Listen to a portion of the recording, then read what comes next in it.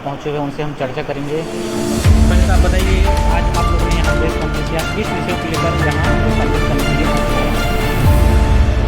देखिए, छत्तीसगढ़ में 3000 से ज़्यादा बीएड शिक्षकों को बर्खास्त कर दिया गया है और इसका सीधा सीधा प्रभाव केवल ये 3000 परिवारों पर ही नहीं पड़ रहा है, बल्कि 3000 स्कूल और इन 3000 स्कूलों से जुड़े हुए 3 लाख बच्चों की पढ़ाई पर पड़ रहा है। और हम ये कहना चाहते हैं कि आपने इनको बर्खास्त किस आधार पर किया, इनकी क्या गलती थी? इन्होंने परीक्षाएं दिया, परीक्षाओं में आपने जो शर्तें रखी थी उन शर्तों को उन्होंने पूरा किया। उस शर्तों में ये तो नहीं था कि बीएड शिक्षक जो है पढ़ा नहीं सकते, उसकी आप भर्ती नहीं करेंगे, ऐसा कोई कंडीशन आपने नहीं रखा। आपने उनको भर्ती दिया परीक्षाओं के जरिए और अब कोर्ट के एक आदेश के कारण आप उनको बर्खास्त कर रहे हैं। और कोर्ट का आदेश क्या है?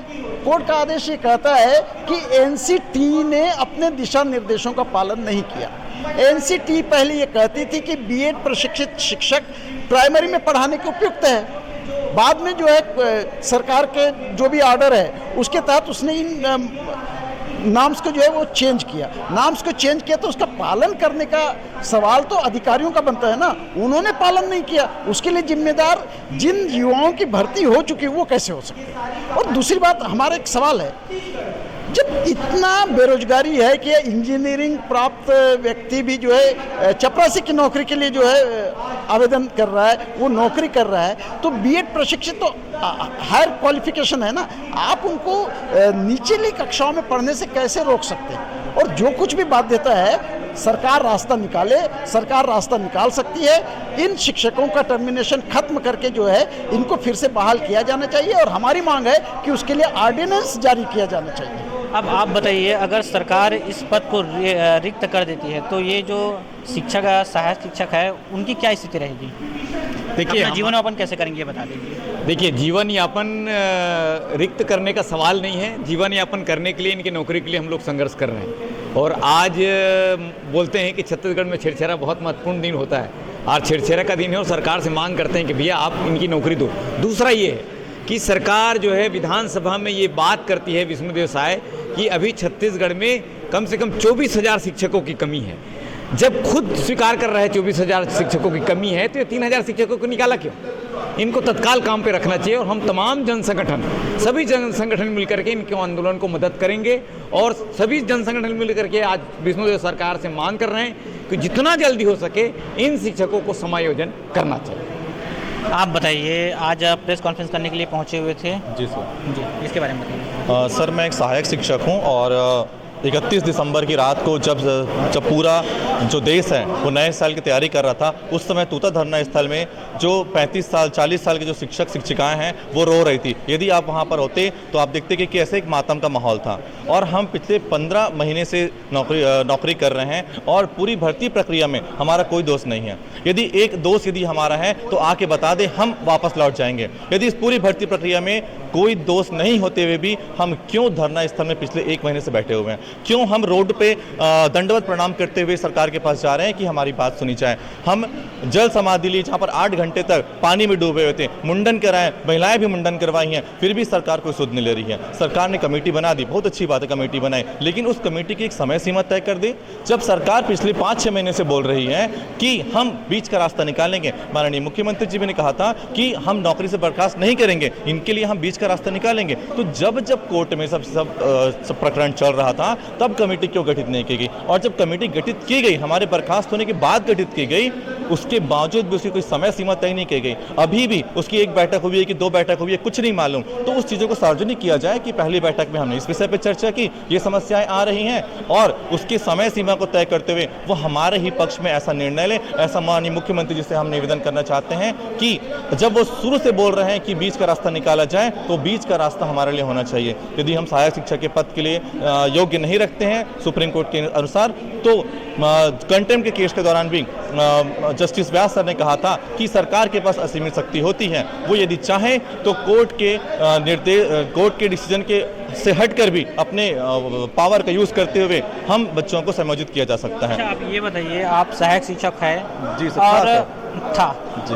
तो आपको टर्मिनेट कर दिया गया है। ऐसे में अब आपको क्या क्या परेशानी आ रहा है और क्या क्या दिक्कतों का सामना करना पड़ रहा है, ये बताइए। सर मेरे जो पापा हैं वो रिटायर्ड हो चुके हैं, अब मुझे उनका भी देखना है क्योंकि 65 ईयर के हो चुके हैं वो। मेरा एक 5 साल का बेटा है, मैं पिछले 1 साल से मैं अपने बेटे को अपने पास नहीं लेके गया हूँ क्योंकि उसकी स्कूली शिक्षा यहाँ भिलाई में चल रही थी। मेरा जो पदस्थ है वो कुंडा गाँव में है, तो मैं उसको अपने साथ लेके जाना चाहता था कि अगर ये सब चीज़ें मामला क्लियर होता तो मैं उसको अपने साथ रखता। लेकिन अभी अब आर्थिक संकट भी है और मेरे साथ मानसिक संकट भी है। मैं अपने जाने वाली पीढ़ी जो मेरे माँ बाप कुछ साल मेरे साथ जिएंगे सर, उनको देखूं, उनके इलाज के लिए क्या क्या करूंगा मैं, और मेरी जो पीढ़ी है जो मेरे साथ जिनको मुझे देखना है उसके लिए बहुत समस्या हो जाएगा सर। और एक सामाजिक प्रतिष्ठा की बात होती है। मैं पिछले 6-7 साल से तैयारी कर रहा था, मेरा सिलेक्शन नहीं हुआ, लेकिन जहाँ हुआ वहाँ से मुझे निकाल दिया गया है। तो मैं एक समाज के बीच में ऐसा हो गया है कि कहीं ना कहीं कुछ ना कुछ गलत तरीके से आपकी नियुक्ति हुई होगी, मैं नहीं समझा पाऊंगा सर। इतना बड़ा मुद्दा है कि एक आम जनता इस चीज़ को नहीं समझ पा रहा है कि मैं कितनी मेहनत से नौकरी लगा और कैसे बाहर हुआ।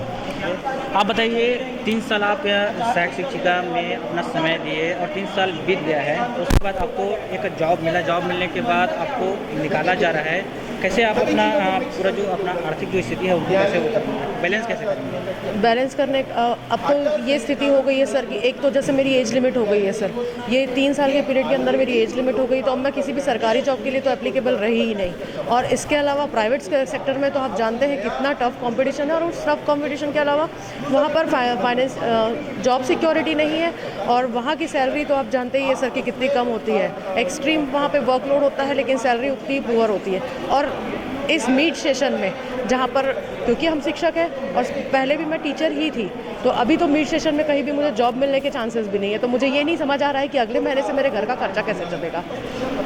इसके अलावा आपने 3 साल जो गंवा दिए है उसको कैसे आप मेंटेन कर पाएंगे? ये 3 साल जो गए हैं वो तो मतलब पूरी लाइफ को हमारी ख़त्म करके चले गए, क्योंकि ये सबसे कीमती 3 साल बचे हुए थे मेरे पास जो ख़त्म हो चुके हैं। तो मेरे पास तो अब कुछ भी नहीं है। एक तरीके से कहा जाए तो मैं एकदम बिना हाथ पैर की हो गई हूँ और एक ऐसे तालाब में धकेल दी गई हूँ जहाँ पे मेरे पास बचने के लिए कोई साधन नहीं है अब। अच्छा, आप बताइए, तो आप कई महीनों से आप लोग लगातार आंदोलन कर रहे हैं, अभी तक से क्या कुछ रिजल्ट मिला है अभी तक से सरकार की तरफ? सर, हमने अपने स्तर से बहुत सारे प्रयास किए, अनुनय किया, अनुनय यात्रा सरगुजा से रायपुर तक किया, जल समाधि लिए, मुंडन कार्यक्रम कराया, रक्तदान कराया, साफ सफाई अभियान चलाया, गौ सेवा कराई, और अभी पिछले कुछ दिनों से हमारे साथी अनशन पे भी बैठे हुए हैं जिनकी लगातार हर दिन तबीयत खराब होती जा रही है। मैं खुद कल परसों हॉस्पिटलाइज थी, और कल हमने दंडवत यात्रा तूता धरना स्थल से सदानी दरबार तक किया। सर, इतना सब करने के बाद भी हमारी सरकार सोई हुई है। हमारी महिला शिक्षिका तूता धरना स्थल पे सोए रहती हैं बच्चों के साथ, छोटे छोटे बच्चों के साथ, और इतनी ठंडी है, खाने पीने का भी कोई सुविधा नहीं है सर, और वहाँ की मतलब साफ़ सफाई, वॉशरूम, वो सब भी सुविधा नहीं है। तो कैसे रह रहे हैं हम जान रहे हैं, इतने दिन से अपने घर परिवार से दूर रह रहे हैं सर। और हमारे मम्मी पापा हमको टीवी में देख रहे हैं हॉस्पिटलाइज्ड होते हुए, सड़कों पर रेंगते हुए, उनको कैसा लग रहा होगा सर। लेकिन अभी तक हमारे साई सरकार सोई हुई है, अभी तक उनके प्रतिनिधि या वो खुद हमें तूता धरना स्थल में देखने तक नहीं आए हैं कि हम किस हाल में पड़े हुए हैं। यहाँ पे हम आदिवासी महिला शिक्षिकाएं हैं जो बहुत मुश्किल से पढ़ाई करके सर हम नौकरी पाए हैं, मेरिट में स्थान लाए हैं, और अभी अचानक से हमको 1 तारीख को टर्मिनेशन लेटर मिल जाता है। हम पर क्या बीत रही है वो हम जान रहे हैं सर। हम पूरे की तरफ, हमको साय सरकार ने पूरा बेरोजगारी की तरफ ढकेल दिया, हमारे पास और कोई ऑप्शन नहीं है सर। अच्छा, आप बताइए, आप बता रही थी कि आप एक आदिवासी महिला है, तो ऐसे भी हो और अपना नाम बता दीजिए। जी सर, मेरा नाम पूर्णिमा पैंकरा है। मैं कुनकुरी विधानसभा जिला जसपुर से आती हूँ सर। मैं उन्हीं की विधानसभा से हूँ, और मैंने सुना है और मैं बचपन से उन्हें जान रही हूँ सर कि वो बहुत ही सरल हृदय के हैं, बहुत संवेदी हैं, और वो इस प्रकार के जो हमारे लिए कदम उठाया है ये तो बहुत खराब बात है सर, ये बहुत बड़ी विडम्बना है सर। और हम लोग जब आदिवासी एक सर को मुख्यमंत्री के पद पे देखा सर, हम बहुत खुश थे कि हमारे आदिवासी का विकास होगा। सर, मैं बताना चाहूँगी कि 70% जो भर्ती में आए हैं वो 70% आदिवासी हैं, और उनका पैर काट दिया गया है सर। यहाँ हम लोग अपने मेहनत से यहाँ जॉब में आए और हमारा पैर काट दिया गया। ये कहाँ विकास की ओर जा रहा है सर? हमें तो और गर्त में ही ढकेला जा रहा है। अगर सरकार मेरी आवाज़ सुन पा रही है तो मैं उनको बताना चाहूँगी कि हमको जल्द से जल्द निवेदन कर रहे हैं कि हमको जल्द से जल्द हमको समायोजित करे, किसी न किसी पद पे समायोजित करे। आज छरछरा है, पूरा छत्तीसगढ़ छरछरा मांग रहा है। आज हम उनसे छरछरा के तौर पे यही मांग रहे हैं कि हमको किसी भी प्रकार से किसी भी पद पे समायोजित करे। एकाएक रोड पे ला देना ये किसी समस्या का समाधान नहीं होता। हमने तो बचपन से सुना है सर कि हर समस्या का समाधान होता है, तो इसका भी क्यों नहीं होगा। सरकार के पास केवल सरकार नहीं है, सरकार है, सरकार के 2 उप मुख्यमंत्री हैं, पूरी सलाहकार समिति है, पूरी न्याय समिति है। सर अगर मुख्यमंत्री स्वयं निर्णय नहीं ले पा रहे हैं तो दूसरे से निर्णय लें और हमारे लिए कोई उचित मार्ग निकालें कि हमको बेरोजगार ना करें। सर हम बहुत मुश्किल से सर पढ़े हैं और आदिवासियों को पढ़ना, सर आप समझ पा रहे होंगे कि जसपुर और सरगुजा अंचल के लोगों को पढ़ना बहुत मुश्किल होता है। उस स्थिति में, उस परिस्थिति से लड़ करके आज हम अपने मुकाम तक हासिल हुए थे और आज हमको हमारे पैर ही काट दिया गया है। हमको इस प्रकार का जीवन नहीं जीना है साय सरकार, हमको एक आत्मसम्मान से जीवन जीना है। और आज हमारे आत्मसम्मान की बात है जिसके कारण आज हमको 1 महीने से तूता के धरना में बैठना पड़ रहा है। अगर आपकी थोड़ी भी इच्छा शक्ति होती, हमको बचाने की अगर मनसा है तो आप हमारे पास भेजें तूता स्थल में अपने प्रतिनिधि को और हमको आश्वासन दें कि हमको 1 सप्ताह में, 5 दिन में, 10 दिन में हमको कहीं ना कहीं समायोजित किया जाएगा, हमारी नौकरी को बचाया जाएगा ताकि हमको भी सुकून हो। हमारी माँ भी वहाँ वेट कर रही है सर जी कि मेरी बेटी कब आएगी। मेरी माँ कल रोड पे हम लौट रहे थे सर, मेरी माँ की आंखों में आंसू आ गई थी कि मेरी बेटी को ये दिन देखने को पड़ रहे हैं। मेरी माँ ने तो बहुत लाड प्यार से पाला है सर और उस लाड प्यार से पा करके हम अपने कर्तव्य को पूरा करके नौकरी पाए हैं और आज हमको सरकार हमको बेरोजगार कर दी है। ये सरकार की ये छत्तीसगढ़ की बहुत बड़ी विडंबना है और मैं अगर सरकार तक आप हमारी आवाज़ पहुंचा रहे हैं, उनको बताइए कि हमको कहीं ना कहीं जल्द से जल्द हमको समायोजित कर दें। और छरछरा के मांग में मैं पुनः बोलना चाहूँगी कि छरछरा के मांग में बस हमारी यही मांग है कि आप कहीं ना कहीं हमें समायोजित करें। जी निश्चित तौर पर अभी हमारे साथ बीएड के अभ्यर्थी थे, वो अभी मौजूद थे और उनका साफ तौर पर कहना है कि हमें कहीं अन्य जॉब पर समायोजन किया जाना चाहिए। हम आपको बता देना चाहेंगे कि बीएड के अभ्यर्थी को 2023 में नियुक्ति दिया गया था। उसके बाद से एक सुप्रीम कोर्ट और हाई कोर्ट के द्वारा निर्देश आया गया था। निर्देश में कहा गया था कि बीएड के जो अभ्यर्थी है वो जो प्राइमरी स्कूल है वहाँ पढ़ाने के योग्य नहीं है। उसके बाद से लगातार उनको निरस्त करने का जो बात था वो कहा गया था और अब टर्मिनेटर का फाइनल जो रिजल्ट है वो आ चुका है और ऐसे में शायद सरकार ने सभी को टर्मिनेशन भी कर दिया है। तो निश्चित तौर पर ये जो बीएड के सहायक शिक्षक थे वो कहीं ना कहीं अब बेरोजगार हो चुके हैं और ये लगातार मांग कर रहे हैं कि हमें समायोजन किया जाए। आगे अपडेट के लिए आप बने रहिए लाइव 7+ के साथ, रायपुर, छत्तीसगढ़।